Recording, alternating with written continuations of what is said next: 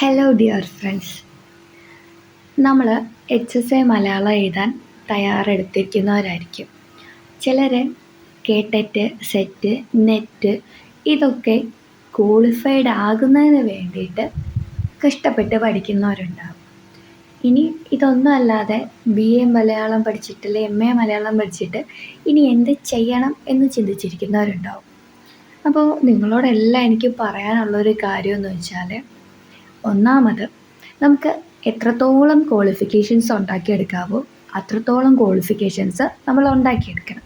ഇപ്പം എന്നെ സംബന്ധിച്ചിടത്തോളം ഞാൻ MPhil, B.Ed, കേട്ടറ്റ്, സെറ്റ്, നെറ്റ് ഒക്കെ ക്വാളിഫൈ ചെയ്ത ഒരാളാണ്. കൂടാതെ പാർട്ട് ടൈം HSA ലിസ്റ്റുകളിലുണ്ട്. HSSTയും ഉണ്ടാവുമെന്ന് പ്രതീക്ഷിക്കുന്നു. പക്ഷേ ജോലിയൊന്നും ആയിട്ടില്ല, എന്നാലും വീണ്ടും പഠിച്ചുകൊണ്ടിരിക്കുന്നു.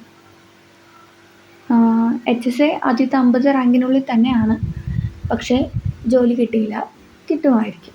അപ്പം നമ്മൾ ഇതൊക്കെ ആലോചിച്ചിട്ട് ഇനി പഠിക്കാതിരുന്നാൽ നഷ്ടം നമുക്ക് മാത്രമാണ്. ഇപ്പം നമ്മുടെ മുന്നിൽ പല പ്രതിസന്ധികളും വരും. ഇപ്പോൾ ഖാദർ കമ്മിറ്റി റിപ്പോർട്ട് വന്നാൽ നമ്മളെ ബാധിക്കുമോ?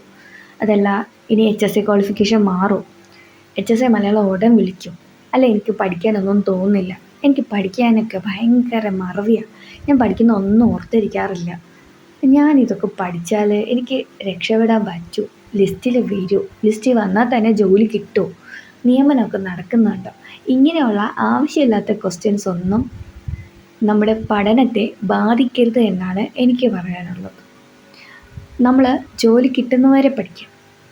ചിലപ്പോൾ ആദ്യത്തെ സാധ്യതയിൽ, ആദ്യത്തെ ഒരു ചാൻസിൽ നമുക്ക് കിട്ടിയില്ലെന്ന് വരാം.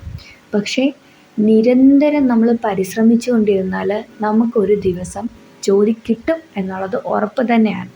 അത്തരത്തിൽ ശുഭാപ്തി വിശ്വാസത്തോടു കൂടി തന്നെ നമുക്ക് മുന്നോട്ട് പോകാം. എല്ലാവർക്കും വിജയാശംസകൾ.